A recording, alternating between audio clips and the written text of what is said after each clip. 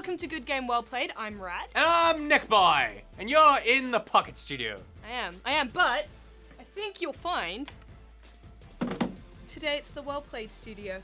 You really staked your claim. Yeah, I did. Yeah. So the Dota 2 International, TI6, happened over last week and the weekend. Let's break it down. What did you love? What did you hate? I loved all of it. I hate that it's not on anymore. I Yeah. say this like every time. I'm so sad that it's not on, and I cannot believe that we've reached this standard. It just keeps getting better and better, with the exception of the shithole Shanghai major. Yeah. It is the standard of play and the standard of production is just off the charts. Yeah, well, we're going to talk about both, but let's go play first. Yep. The games were absolutely insane. I think we have seen some of the best games of Dota that have ever been, some historical games. For example, first one, obviously, EG vs. eHome. That game was incredible. Can I tell you how I watched that game? Yes, please. We watched the first half of the game here in the Pocket Studio, and then we had to have a meeting. So Pete, John, and I were all out in the other room. You were there as well. Yes, I wasn't going to say. And but... we're having this meeting, and then John comes back in here. John keeps watching the game, and then would just come and make weird little noises, and then come stand in the door and go that. And we're sitting there going, we have to have this meeting, we can't. I'm doing other work. And so then he paused it, we came back in, watched it. Unbelievable. Incredible. Unbelievable. My boys! First time on like the main stage that they've come back from Megas. Yeah. I think the really impressive thing is that, you know, you can make a lot of these decisions that are really quick and you can have this game plan, but to have the focus to let fights go for as long as some of these fights went. There were times where a fight would start sort of down in the Radiant, bottom. yeah, like in the Radiant jungle or something. Move to the Radiant base and then move up to the Dire base, and it was basically just this one big snowball fight. It's like watching children play soccer. They just all follow the ball. Totally, yeah. It was totally that. It was insane. And Samael's Mirana in that game was incredible. Was an incredible performance. And I feel like I haven't seen Mirana be that powerful in a long time. Yeah. Just off the chain. And the picks were amazing as well. We were seeing a lot of Shadow Demon, which we don't normally see. I've gone on record as going, I don't think I've ever seen a Shadow Demon in now a single game that I've played. And now he was in nearly every single game. Yeah, and he was super powerful as well. I've played Shadow Demon before, but I've never seen him play to this level. It's because we live in a metaless Dota world right now. There was no consistency to how the games were being played and the picks and bans that were being made in a really good way. It just felt like they weren't relying on these tricks that they always have. It was just this rolling, evolving thing. And a lot of the time you can watch these sort of tournaments and then you go, okay, I'm gonna play more of this character and try this because that's what a lot of people were doing there. Yeah. Probably with the exception of Shadow Demon, who I think we will see more of. Yeah. I can't think of anything else that stood out as being, oh, this is the new way to play Dota right now. There were just so many things I want to try. Well, I picked up some tricks, like did you? Naga's song to get out of Chrono. That was perfect. That was a huge moment. Yeah, another trick is Pudge and Techies. Yes. Never see those in pub games, do we? Never see those anywhere. Well, you do, but they never work. Yeah, that was an amazing moment. Yeah, that was beautiful. Wings just throwing it all out the door and going, we're going to pick whatever we want and we're going to win with it. Constantly win with it. And they did. And they won the final, picked up 12 million Australian dollars. It's just... DC with 4.5 million Australian dollars for coming second. I also loved the whole running gag that was going on because DC was a team that was founded by Sunsfan. And Sunsfan does the Dota WTF videos with Sir Action Slacks, who is sort of like one of the more playful, casters and commentators within the tournament. It's like a teddy bear. Yeah, he's like a big teddy bear. And the call was that if DC win, Action Slacks will have his name on the Aegis. Yeah. Like on the trophy. Technically, because he's a sub for the team, technically he's now a sub for a TI almost champion. Yeah, like team. in the record books, he will be part of the team that won. He's now part of the team that came second. So he's a loser. Still incredible. Yeah. But a lot of upsets. Like I personally didn't think we would see DC in the final. God no. I don't think anyone did. I'm so happy we did. Yeah. But yeah, and OG out like second day. OG just fell apart. It. Yeah, that was really TNC. sad. Okay, so TNC are a Filipino team. Never heard of them. Never heard of a single one of them. No, they're nobodies, basically. In a very nice way, they're nobodies. Yeah, they're better than us, but you're still crap. But OG, one of the biggest teams, tipped to win by almost everyone, out by TNC. And who'd also won 2 majors. Yep. And, I mean, that was one of the best moments for me, was TNC coming out of the booth after beating OG, they were just so happy. They were just, it was like, these are fans who have made it to the point where they are competitive on the same level of these people that they idolize, and then to beat these people was just, it was so nice to watch, particularly given my favorite team at EG, who are just heartless robots. They just want to get the job done, and they will kill. Is that whoever why you like them? That is part of it. I genuinely love, like, I mean, I love that everyone gets excited, and you do see them get excited, but they're also just so calculating, and I love watching that calculation in action. I love Weeha's calculation. Yeah, Weeha's got it as well. Weeha is Weeha's probably my favorite player. Yeah. Do you just saying Weeha? It's fun. It's fun. Weeha! Yeah, it's fun. He's a bit Mario, hey. But he just has such an understanding of the game.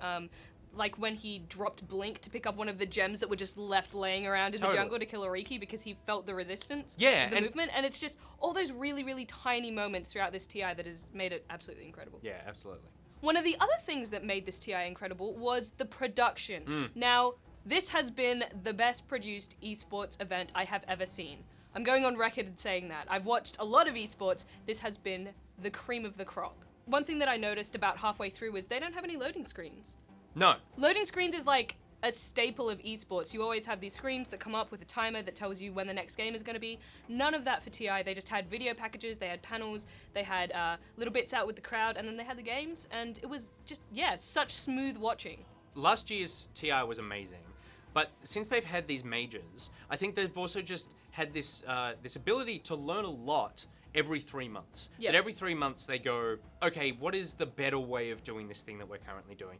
And this was just so smooth. You don't even realize that you're watching something that's really slick, because you're used to seeing that on television. Yeah. You're not used to seeing it in these sort of tournaments. And a moment for me is when they throw from the analyst desk to when they're drafting, they throw to like 4 more people who are just looking at the draft as it happens. And a lot of the time, they throw to that after the teams have already made their first 2 bans. Yeah. So you have this moment where you already have stuff to talk about. You're coming into a conversation. Exactly. They're not sitting there waiting for them to do something and going, oh, well, they might ban such and such and such and such. And then that happens and I go, oh, no, we're wrong. You're already coming into this conversation. So you're already, like you said, you've got stuff to talk. I actually only noticed because I needed to make food and I realized I didn't have a break in which to do it because it was always interesting. Yeah, absolutely. Because I think things like bringing out the Muppets. Yep. Like Beautiful. The Muppet casters where it was played so straight. It was just like, these people are Muppets and this is how they exist. I saw that at like 5 a.m. and I was like, am I having a stroke? Totally. I don't know if this is real or not. And because if you're in the other room, you don't hear a change in anything. You walk in and suddenly they're Muppets and it's incredible. And then something else that I think was amazing, that a lot of criticism about esports is that it's so difficult to understand. Yeah. And that this year, they've always done sort of like recaps of big fights in each game, but this year Purge had his touchy screen, his weather report screen. Yeah, and his thrice haircut, and he broke down fights. I feel like in one of the most understandable ways for a layman. He didn't just say what's going on. He said why this is interesting, why this is different than the rest of the stuff you've seen in the game, why this stands out as a really interesting moment. And they were like little educational classes. Yeah. And as someone who talks for a living, what he did was so hard. Being able to be coherent, not stop, actually put across a lot of complicated information, multitasking and presenting to camera. I think he did an incredible job. Purge, you know I love you. I love you more.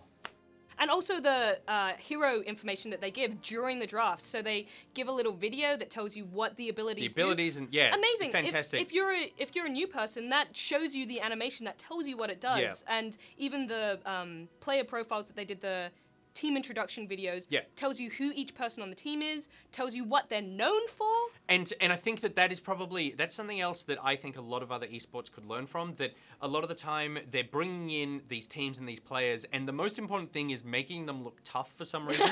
It's all like them going like, See, we didn't even practice that, and you knew that that's what they do. Every esports player goes like that, and it's like, we're not tough, guys. Like, stop trying to look tough. Yeah.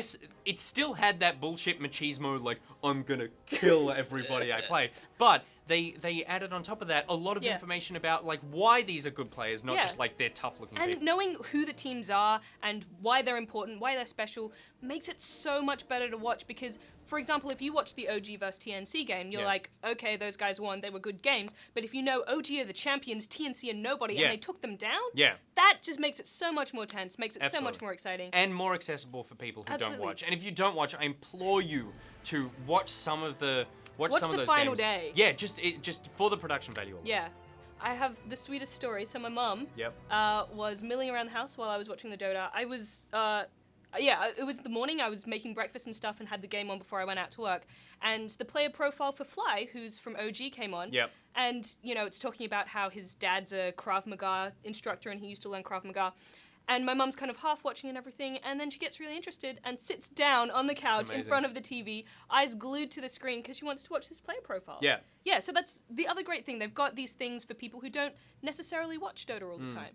So my question for you is the international ruining esports? Is it ruining esports because I now have trouble watching It's set other a esports, bar but- that's so yeah. high that it's But unreachable. is that sustainable though? This is the biggest tournament ever. This is a lot of money behind it. Last year, this question came up. Is it sustainable? Can they continue giving this prize pool? And people were going, I don't know if you can afford to have, because basically it's like all these teams compete for this one prize that only happens once a year. Yeah. And that you go, yeah, it's a lot of money, but you get a lot of money once a year, and that if you don't win the international, then you might be really struggling Yeah. to do that. Valve's answer to that was put 3 majors on between each international. Yeah. And that you go, right, so your answer is just put more money more often and let that happen, which I think is amazing. They've now reduced it to 2. 2, yeah. But it's still great. I think it is sustainable as long as we, like idiots, keep buying things. We're the reason that this thing was so huge. That Yeah, absolutely. us buying the compendium and buying those levels, giving to that prize pool, is contributing to Valve going, oh, this is something that we really need to put time and money and effort into. And is this a model that you think other esports should take from? That, like, say for example, okay, so League of Legends has a very, very different model. Yep.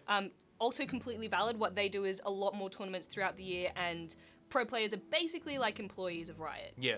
So they get paid salaries and things like that, Yeah. and that's how it's sustainable for them.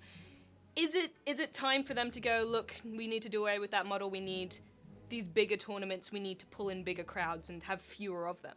I guess it depends on what their end game is. It seems to be working for Riot, and Riot's, like, League is a much bigger game than Dota. Yeah. But you wouldn't know it from the layman. From the esports. Yeah, part if side you of it. just looked at the esports stuff, you would think that Dota's probably the bigger game just because it's so much showier.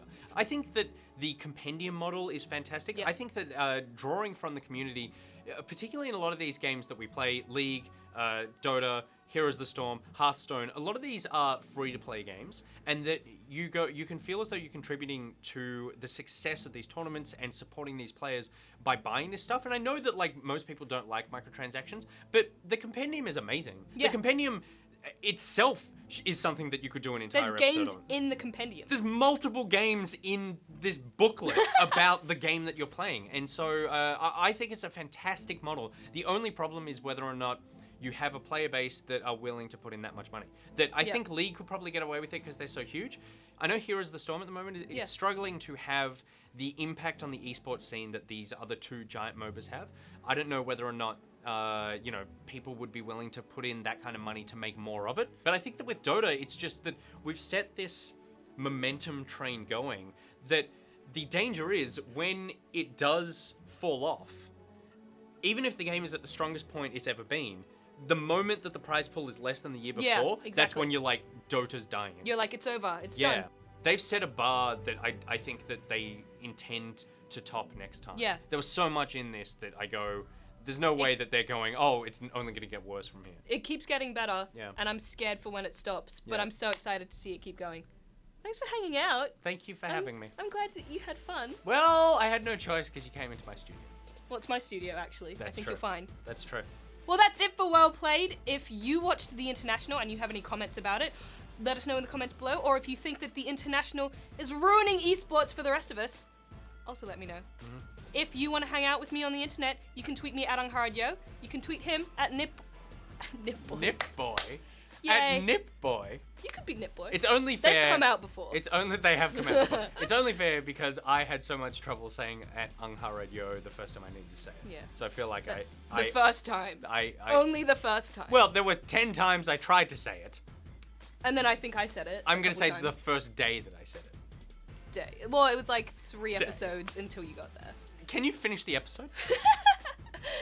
Yeah. If you want to follow him, he's NichBoy. Thank you. Until next time, don't be toxic on the internet. Right out! NichBoy out! Mwah!